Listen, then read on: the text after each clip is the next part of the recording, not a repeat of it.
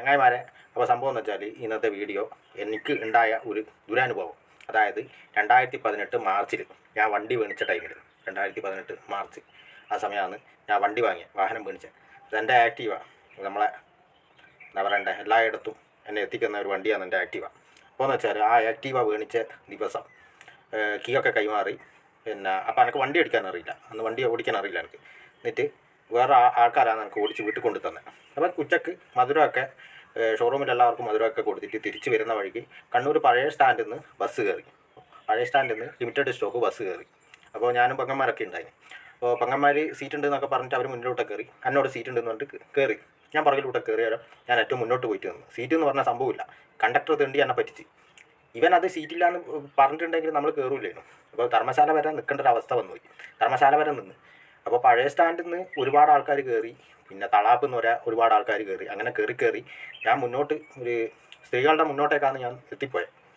അപ്പോൾ എന്ന് വെച്ചാൽ ഒരു ഇരിക്കുന്നൊരു പെണ്ണ്, ഇപ്പോൾ പെണ്ണിനെ ടച്ച് ചെയ്തെന്ന് പറഞ്ഞിട്ട് കാലുകൊണ്ട് മുട്ടിയെന്നും പറഞ്ഞിട്ട് ഈ പെണ്ണ് എന്നാ എന്നാ പറയണ്ടേ പുതിയൊരു തൊട്ടിട്ട് പ്രശ്നമാക്കാൻ തുടങ്ങി. കാരണം ഞാൻ അറിയാത്തൊരു കാര്യമാണ്. കാരണം വെച്ചാൽ കണ്ടക്ടർ ഇങ്ങോട്ടേക്ക് മാറി നിൽക്കാൻ പറയുമ്പോൾ ആ കാലുകൊണ്ടൊന്ന് മുട്ടിപ്പോയതാണ്. എൻ്റെ വണ്ടി വാങ്ങിയ ദിവസം മൊത്തമാണ് ആ പെണ്ണ് കാരണം ഇല്ലാണ്ടായത്. അതെന്ന് വെച്ചാൽ പയ്യന്നൂരേക്ക് ടിക്കറ്റ് എടുത്ത പെണ്ണാണ്. ഈ പെണ്ണെന്ന് വെച്ചാൽ ഭയങ്കര ധാർഷ്ട്യത്തോട് കൂടിയിട്ട് ഞാൻ ഒരു മോശക്കാരനാണ്, ഒരു ഞരമ്പനാണെന്നൊക്കെ പറഞ്ഞിട്ടാണ് എന്നോട് പറഞ്ഞത്. നിങ്ങൾക്ക് ഇങ്ങനെ മുട്ടിയിട്ട് നിൽക്കേണ്ട ആവശ്യം എന്നാന്നൊക്കെ പറഞ്ഞിട്ട് ഈ പുള്ളി അതിനോട് ഭയങ്കരമായിട്ട് സമ്മതിച്ചിട്ട് തന്നെ. എന്ന് പറയണ്ടേ, ഞാൻ മുട്ടിയെന്ന് സമ്മതിച്ചിട്ട് തന്നെ. കാരണം വെച്ചാൽ ആ വണ്ടി വാങ്ങിയ ദിവസം തന്നെ ഞാൻ ഈ പണിക്കൊണ്ട് ആവശ്യമുണ്ടാകും. എന്നെ അത്രയും മോശക്കാരനാക്കിയിട്ട് അവിടെ ഇല്ല.